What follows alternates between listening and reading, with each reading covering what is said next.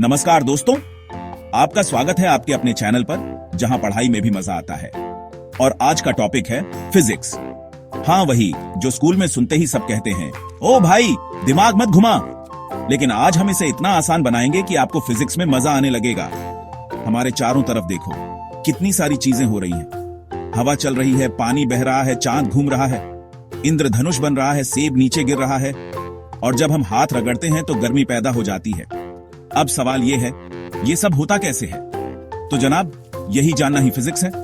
मतलब प्रकृति का एक एक ड्रामा फिजिक्स की स्क्रिप्ट से चलता है। फिजिक्स कहती है हर घटना के पीछे कोई ना कोई नियम छिपा है, जाओ उसे खोजो।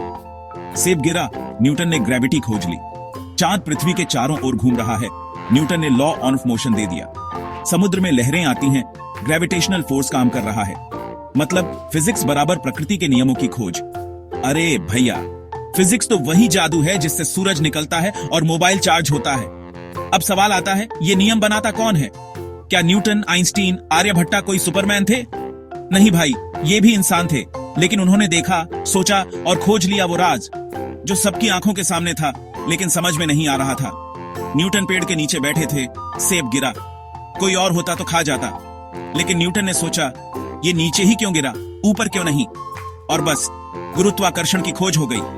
और मजेदार बात यह है कि अगर कभी फिजिक्स का पुराना नियम किसी नई घटना को नहीं समझा पाया, तो नया नियम बना दिया जाता है। फिजिक्स कभी जिद नहीं करती, वो सच्चाई की तलाश करती है। मतलब अगर कोई नई चीज हो गई तो पुराने नियम को बाय बाय और नया नियम हाय हाय। तो दोस्तों, फिजिक्स कोई डर वाली चीज नहीं है। ये तो प्रकृति की भाषा है जो हमें बताती है कि दुनिया कैसे चल रही है। और अगर हमने इसे समझ लिया तो समझो दुनिया हमारी मुट्ठी में।